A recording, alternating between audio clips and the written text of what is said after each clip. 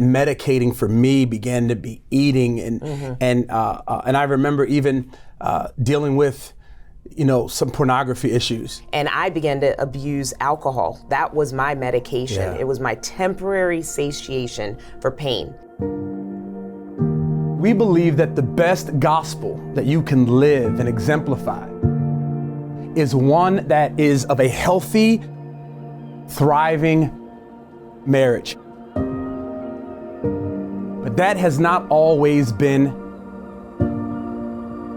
our story.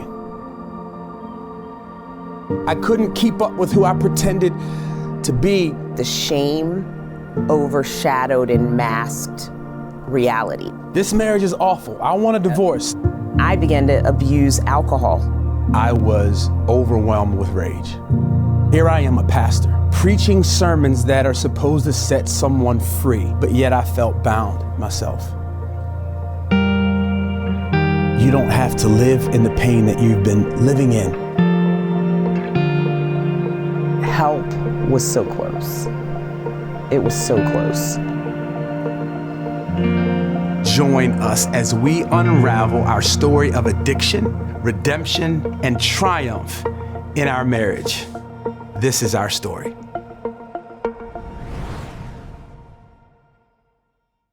Hey everybody, we are Jimmy and Irene Rollins, and we are excited that you decided to journey with us through this marriage story.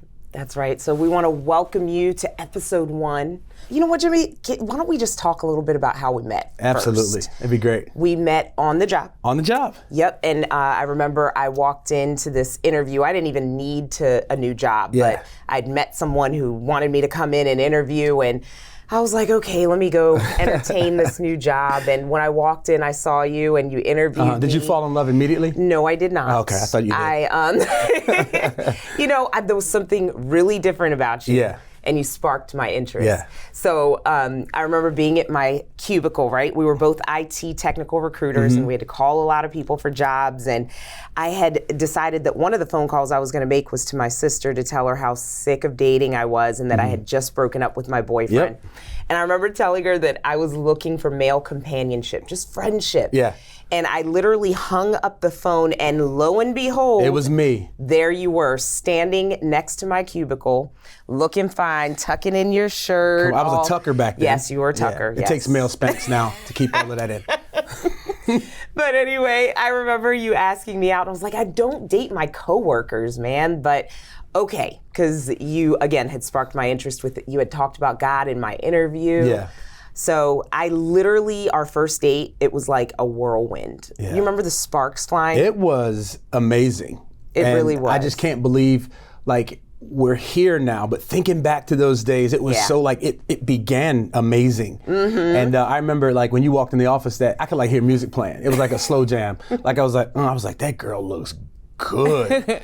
I remember on our first date, Yeah. you sang to me in the car, and I was smitten from that point. Can you give us a little bit? Well, I wanted to sing a slow jam because I wanted to kiss you that night.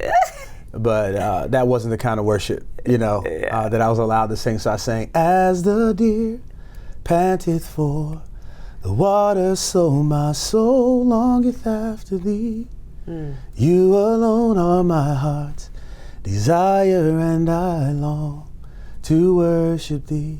And tears started flowing down your face. I could not believe it. I had never experienced a moment like that with another human being, where it was like the presence of God showed up. Wow. And I felt closer to you than I'd ever felt to anyone in my entire life. Wow. And I remember poking you in the shoulder. Come closer so I can poke you. There you go. And I said, I love everything that's different about you. Wow. Because the fact that you had boundaries Yes.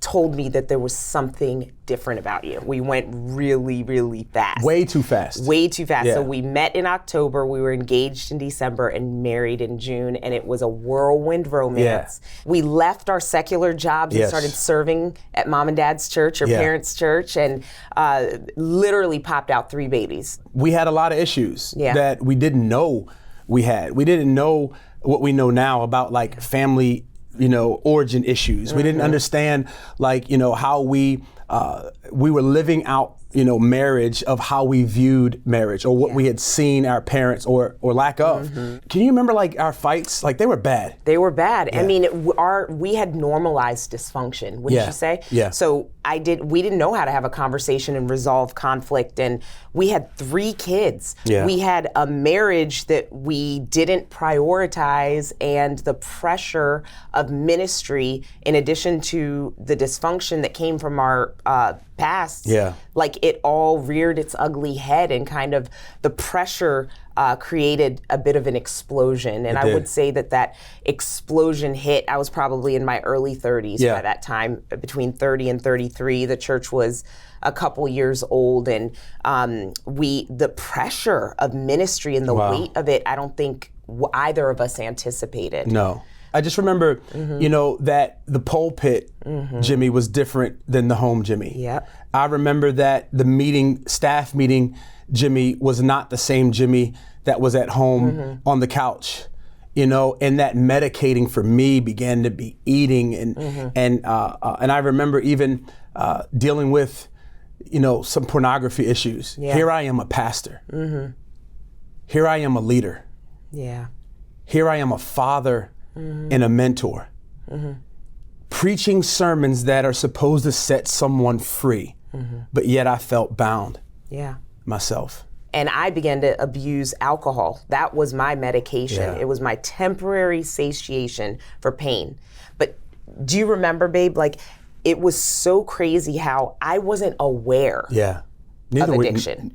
Neither of us were. So when I abused alcohol in my childhood, got saved, started popping out babies, and probably early 30s, we went on vacation and we decided to have a margarita. Yeah. And that was the beginning of trouble. It was like trouble. this trigger. Yeah. I remember even before that, we were called in to, tag team preach at a marriage conference.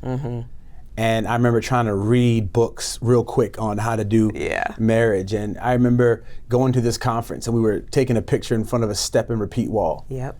And after they took the picture, I went behind the camera to look at the picture, and I was like, that's fake.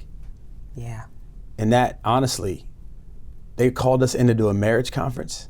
We had no business speak. We needed to be in the conference as a participant. Exactly. And I feel like thinking back on those days, like God trying to get our attention, that, hey, you don't have to live in this prison. Yeah. You don't have to live in the pain that you've been living in. Right. But yet, I was more concerned about preaching in front of people. I was more concerned about being behind the pulpit, not on the other side of the pulpit. I was more concerned about giving ministry than receiving ministry. Yeah. And looking back on those days, I really wish we had hit the pause button earlier. I agree. I'll never forget being at a pastor's deal. We were they had this like round table, and our daughter Kayla, she texted me and she said, hey, mom's sleeping in the bathroom. And I said, text me a picture of it. And she texted me a picture, and you're passed out in the bathroom. You didn't mean to. And I looked at the picture and I just says, oh, she's just asleep. And to think about the dad who would not come home and attend to her feelings. Wow. Next time on the 2=1 Marriage Podcast. That was my MO. Deny pain, numb, and stuff. Pretend, disassociate from my body. And as a survivor of sexual abuse now, I realize where that came from and why I did that. It's not healthy.